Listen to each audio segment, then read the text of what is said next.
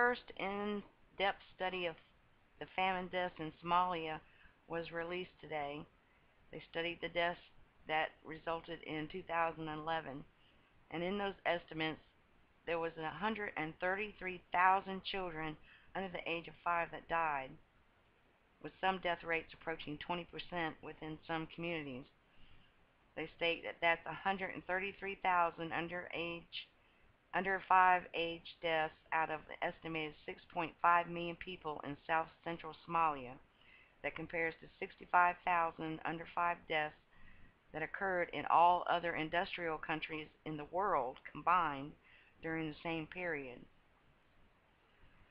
In their report, they're also stating that a decision by extremist Islamic militants to ban delivery of food aid and the normalization of the crises is what caused this large-scale famine. Now, according to Wikipedia, Somalia is the most people in the territory are Muslims, with the majority of them being Sunni.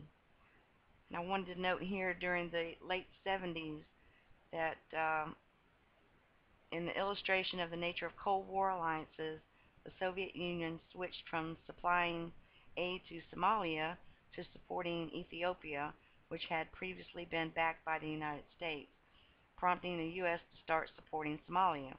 The war ended when the Somalia forces retreated back across the border and a truce was declared. Now, there have been wars and strifes going back and forth for ages, and of course, you still have this conflict going on today.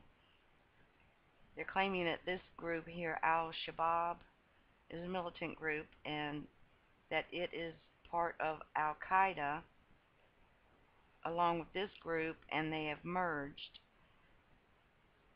If you're not familiar with the fact that the United States government and other governments around the world supplied arms to who they're calling Al-Qaeda and the Taliban and the Mujahideen back in the 70s with Brzezinski and Jimmy Carter.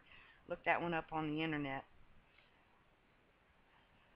But there is something very, very, very wrong when 133,000 children have died from famine.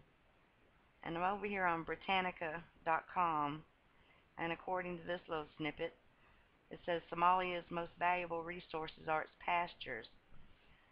But then it says, however, the deposits of the clay mineral sepiolite, or meerschaum, in south central Somalia are among the largest known reserves in the world. Reserves of natural gas have been found but have not been exploited, and sea salt is collected at several sites on the coast. Now you tell me what's going on over there. Just think about it for a while.